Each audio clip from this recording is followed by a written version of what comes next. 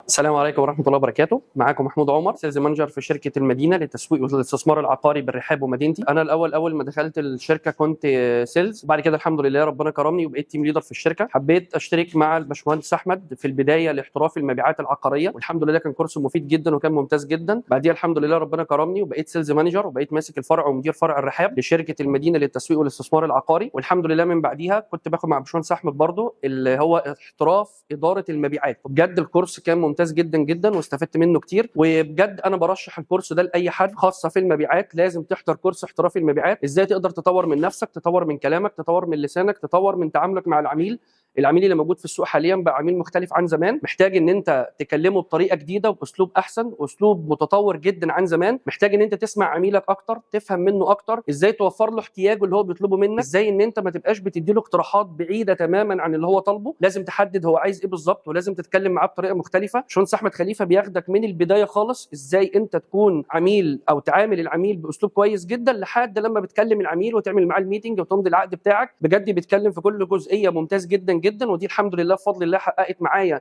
توب اتشيفر في سنه 2024 في شركه المدينه للاستثمار والتسويق العقاري. الحمد لله طلعت الاول بفضل رب العالمين. بعديها الحمد لله بقيت سيلز مانجر، وبرضك كان بكورس اداره احتراف المبيعات او اداره المبيعات مع الباشمهندس احمد خليفه.